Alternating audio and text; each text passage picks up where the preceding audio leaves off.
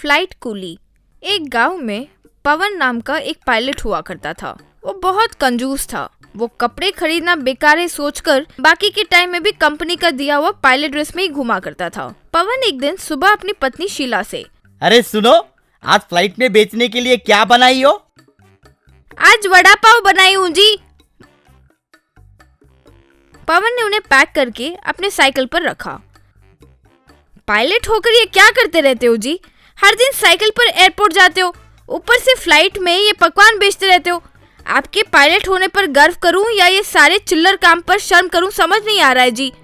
मुंह बंद करो गवार औरत। हर दिन प्लेन में इस्तेमाल हो रहे पेट्रोल को देख देख कर मेरा सर चकरा रहा है, इसलिए बाइक कार नहीं खरीदा। और वही साइकिल, उसे तो एक बूंद पेट्रोल की भी जरूरत नहीं है, पंचर के अलावा एक पैसे का खर्च नहीं है। फ्लाइट में बासी फूड पैकिंग करके पता है कितने में बेचते हैं? उनसे ज्यादा तुम्हारे हाथ का बना खाना ही प्रयाणिकों को पसंद आ रहा है। और तो और ये सब मैं तुम्हारे लिए ही तो कर रहा हूँ। ठीक है, मुंबई फ्लाइट का टाइम हो गया है, मैं जाकर आता हूँ। पवन फिर उस पायलट ड्रेस में साइकिल पर जब जा रहा था तो गांव वाले हंसने लगे। पवन फिर फ्लाइट में जाकर वो वड़ा पाव एक एयर होस्टेस को दिया। एक 250 रुपए में बेचना, एक भी बचना नहीं चाहिए। आ वड़ा पाव, वड़ा पाव, आ वड़ा पाव, वड़ा पाव। फ्लाइट मुंबई में लैंड होने के बाद पवन को पैसे दी। ये लो तुम्हारा कमीशन, कहकर उसे पैसे दिया। कहीं हम नौकरी से हाथ ना धो बैठे सर, सोचकर भी डर लगता है। तुम्हें पता है ना कि हमारी कंपनी में मैं बेस्ट पायलट हूँ, हमें कोई कुछ नहीं करेगा। मैं हूँ ना, मैं सब संभाल लूंगा। एक दिन पवन को एक और उपाय सूझा। उस एयरपोर्ट के मैनेजर को बुलाकर, फ्लाइट पार्किंग के पास बस ट्रॉली नहीं आना चाहिए, फ्लाइट अनलोडिंग व्हीकल्स तो बिल्कुल ही नहीं आना चाहिए। फिर प्रयाणिकों का लगेज एयरपोर्ट तक कैसे ले जाएंगे सर? वो सब मैं देख लूंगा। ये सिक्योरिटी के लिए सेंट्रल गवर्नमेंट का बनाया नया सीक्रेट ऑर्डर है, अगर इसका पालन नहीं किया तो नौकरी से हाथ धो बैठेगा। मैनेजर डरकर अगले दिन फ्लाइट लैंड होते ही पवन कॉकपिट में माइक पर अनाउंसमेंट किया, प्रयाणिकों, आज से हमारे फ्लाइट में check in luggage automatically airport में नहीं पहुंचेगा। अपना अपना लगेज खुद ले जाना होगा, वरना फ्लाइट कूली से बात करना होगा। सब चकित रह गए। तुरंत पवन पायलट ड्रेस बदलकर कूली ड्रेस पहन लिया। फ्लाइट में चेक इन लगेज उतारने की जगह पर ठहरकर, आ कूली भाई कूली, सर कूली चाहिए क्या? Madam coolie. एक आकर, मेरे 2 सूटकेस को ले जाने के लिए कितना लोगे भाई? दोनों को मिलाकर 2000 रुपए लगेंगे। फ्लाइट टिकट ही 2000 है ना भाई, अब लगेज बाहर ले जाने के लिए इतने पैसे? फिर आप फ्लाइट में 2 सैंडविच 2 कोल्ड ड्रिंक्स पीकर 2000 नहीं भरे? ये भी वैसा ही है, चाहिए तो कहिए वरना खुद ही उठाकर ले जाइए। वो लाचार होकर, ठीक है। पवन फिर उनके सूटकेस को उठाकर ले गया। इस तरह पवन फ्लाइट में रखे सारे लगेज को एयरपोर्ट तक उठाकर लेकर गया। इससे उसे काफी पैसे मिले। एक दिन पवन कॉकपिट में कुछ लोगों को बिठाया। ये देखकर को पायलट, ये क्या सर, कॉकपिट में लोगों को कैसे बिठा रहे हो? इनके पास टिकट भी है क्या? क्यों रे, बस में ड्राइवर्स कैबिन में लोगों को बिठा कर एक्स्ट्रा पैसा नहीं कमा रहे? ये भी वैसा ही है, तुम चुप रहो, तुम्हें भी तुम्हारा शेयर दे दूंगा। को पायलट अपनी नौकरी खो देने के डर से ऊपर वाले ऑफिसर को फोन लगाया। फिर ऊपर वाला ऑफिसर पवन को 2 साल सस्पेंड किया। घर पर शालिनी, देखा, कुछ पैसों के बदले 2 साल की तनख्वाह से हाथ धो बैठे, कितने लाखों का नुकसान हुआ है। इसीलिए कहते हैं कि लालच बुरी बला है, समझे? पवन अपना सर झुका लिया। Women's football. एक गांव में राजू और रंजीत नाम के 2 निठल्ले लड़के रहते थे। वे सवेरे से चौपाल पर बैठकर आने जाने वालों पर कमेंट्स करते और हंसते रहते थे। एक दिन एक सज्जन ने आकर, क्यों रे, तुम दोनों को और कोई काम नहीं है? सवेरे से यहाँ बैठकर टाइम वेस्ट कर रहे हो? कोई नौकरी वोकरी कर सकते हो ना? तुम लोगों के वजह से गांव बदनाम हो रहा है, जानते हो? क्या हमें काम नहीं है? हम स्टेट फुटबॉल टीम के सिलेक्शन में जाकर आए हैं, रिजल्ट्स का इंतजार कर रहे हैं। अरे 2 साल से वेट कर रहे हो, इस बीच में 2 टीम सेलेक्ट हो चुके हैं, किसे सुना रहे हो ये सब तुम, कहकर चला गया। अरे यार, ये गांव वाले हमें निठल्ले समझते हैं, इन्हें जरा मजा चखाते हैं। अगले दिन दोनों गली में फुटबॉल खेलने लगे। रंजीत ने बॉल को जोर से लात मारा। एक औरत सिर पर मिट्टी के घड़े को लेकर जा रही थी तो बॉल लगने से वो घड़े नीचे गिरे और टूट गए। सत्यानाश हो तुम दोनों का, तुम्हारे पैर टूट जाए। बाद में वे दोनों उस फुटबॉल को लेकर दुकानों वाले गली में जाकर खेलने लगे। वहाँ एक सैलून में एक आदमी शेविंग करा रहा था। राजू ने गेंद को सैलून की ओर जोर से लात मारा। वो जाकर नाई को लगी। उसका हाथ का संतुलन बिगड़ा और उस आदमी के आधी मूंछ को काट डाला। उस आदमी ने उठकर नाई की खूब पिटाई की।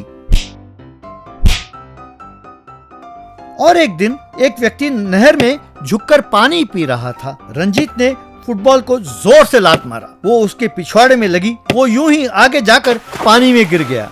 यूं वे दोनों फुटबॉल के साथ गांव वालों को तंग करने लगे।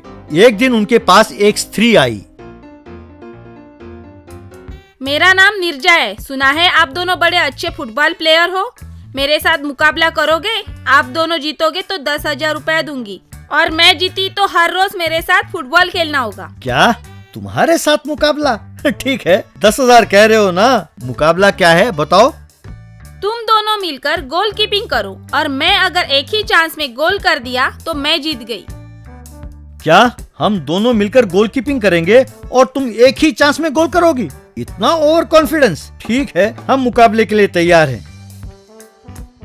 वे दोनों गोल कीपिंग करने लगे। नीरजा ने फुटबॉल को जोर से किक किया। वो बॉल जाकर गोल में गिरी। वे दोनों दंग रह गए। नीरजा उनसे, आप दोनों हार गए तो आज से मैं हर रोज 2 घंटे प्रैक्टिस करूंगी। तुम दोनों को गोल रोकना होगा। और तुम दोनों गोल रोकना होगा। उन दोनों ने सोचा, बस नहीं ना। नीरजा ने गेंद को जोर से किक मारा। वो जाकर राजू के चेहरे पर लगी। हाय रे, अरे मेरा मुंह सूज गया, कहकर चिल्लाया। नीरजा ने फिर बॉल को लात मारा तो वो रंजीत के छाती को जा लगी। वो उछलता हुआ पीछे जा गिरा। हाय, अब मेरी कमर टूट गई, कहकर चिल्लाया। दोनों ने आकर, दीदी आप कौन हो? मैं इस गांव की नई एसआई हूँ। फुटबॉल स्टेट चैंपियन में मुझे स्पोर्ट कोटा में नौकरी मिली है। गांव वालों ने तुम्हारे बारे में कई सारे कंप्लेंट दिए। तुम्हें सबक सिखाने के लिए मैंने तुमसे चैलेंज किया था। अगर हर रोज तुम दोनों खेलने के लिए नहीं आए तो मैं तुम्हें जेल में डालकर खूब पिटाई करूंगी। दोनों डर गए। इस तरह नीरजा हर रोज उनके बॉडी के साथ फुटबॉल खेलने लगी। फुटबॉल ने उनके चेहरे का नक्शा बदल दिया था। उनका सारा बदन घावों से भर गया। एक दिन रंजीत, दीदी हमें छोड़ दो, तुम्हारे साथ फुटबॉल खेलने से तो अच्छा है कि हम पुलिस के डंडे खा लें। अब हम जिंदगी में कभी फुटबॉल नहीं खेलेंगे, हमें माफ कर दो दीदी। ठीक है, आइंदा तुम कहीं फुटबॉल खेलते दिखाई दिए तो मैं तुम्हारी जिंदगी के साथ फुटबॉल खेलूंगी। जाओ। उन दोनों ने उसे प्रणाम किया। Mini bike. एक गांव में संदीप नाम का लड़का रहा करता था। वो उस गांव के कॉलेज में डिग्री पढ़ा करता था। वो अपने पापा से 1 एकड़ जमीन बेचकर अपने लिए स्पोर्ट्स बाइक खरीदवाया। एक दिन कॉलेज के पास उसका एक दोस्त, ए संदीप, मेरा घर भी तेरे घर के पास ही है ना रे, मुझे भी तेरे बाइक पे चढ़ा के लेके जाना रे। जब भी बुलाता हूँ तो देखकर अनदेखा करके चला जाता है। तेरे पास बाइक जब नहीं था तो मैं तुम्हें अपने साइकिल में ड्रॉप करता था ना रे, भूल गया? हर एक इंसान का एक रेंज होता है। मेरा स्पोर्ट्स बाइक का रेंज है, तेरा खटारा साइकिल का रेंज क्या है? तुझे मेरे बाइक पे चढ़ने की औकात तक नहीं है रे। तुझे ही नहीं, इस गांव में किसी को भी नहीं है। इस गाड़ी की कीमत जितना है उतने में तू तेरी बहन की शादी करवा सकता है, जानता है? और एक बार पूछ के तू अपनी इज्जत गवा मत, जा। कहा। वो बहुत उदास होकर गया। संदीप को चिंपू नाम का भाई हुआ करता था। चिंपू एक दिन, भैया मुझे एक बार स्कूल में ड्रॉप कर देना, उतना दूर चलकर जाता हूँ तो मेरे पैरों में दर्द हो रहे हैं। तू क्या है रे? इसे स्कूल बस समझ रहा है या शेयर ऑटो समझ रहा है? तुझे रोज स्कूल ड्रॉप करने के लिए ये स्पोर्ट्स बाइक है, तुम्हारे जैसे छिचोरों को चढ़ाने के लिए नहीं बनी है। वैसे तू तो कल बहुत इसे इंटरेस्ट से छू रहा था रे, और एक बार इसे छूने की कोशिश की तो टांगे तोड़ दूंगा। चिंपू उदास होकर रह गया। संदीप उस बाइक को रोज धोता था। उनके घर के आधा पानी उस पे ही खर्च होता था। उसे सुबह पूजा करके आरती देता था। उसकी माँ। क्या रे तेरा पागलपन, घर का पूरा पानी खत्म कर रहा है, मेरे पूजा का सामग्री पूरा उस बाइक पे लुटा रहा है। उस बाइक पे जो ध्यान दे रहा है वही बायोलॉजी पे देता तो कम से कम तीसरी बार तो पास हो जाता। संदीप अपनी माँ की बातों का नजरअंदाज कर दिया। एक दिन संदीप सेलफोन पे बात करते हुए उस बाइक पे जा रहा था। बेबी टिकट्स मिल गया? अच्छा ठीक है, तो फिर 5 मिनट में पहुंच रहा हूँ, कहकर एक बूढ़ी औरत से टकराया। वो नीचे गिर गई। दैया रे कमर टूट गई, कहकर चिल्लाने लगी। क्या है माँ, देखकर चलना भी नहीं आता है? सड़कों के बीचों बीच चल के जाने से कैसे होगा? यहाँ पे लाइफ टैक्स वाहन सभी जाते हैं, उसका ध्यान देना जरूरी है। तुम्हारे वजह से मेरे बाइक पे खरोच आए, रिपेयर के लिए पैसा कौन देगा? जा जा माँ। ये सब वहां से गुजरता एक स्वामी ने देखा। स्वामी जी वहां पे आके, तेरी आंखें सर पे इतनी चढ़ गई है, फोन पे बात करते हुए उन्हें टकरा के उन्हीं को गाली दे रहा है। तुझे सही सबक सिखाऊंगा, रुक, कहकर कमंडल से पानी निकालकर उस बाइक पे छिड़क कर चला गया। पानी डालने से क्या होगा? कुछ भी नहीं होगा। बाप रे, मूवी का टाइम हो रहा है, कहकर निकल गया। संदीप गाड़ी पे जाते वक्त अचानक बाइक मिनी खिलौने बाइक में बदल गया। वो घबरा गया। वो उस टॉय बाइक में जाते देख गांव वाले और उसके कॉलेज के दोस्त सभी हंसने लगे।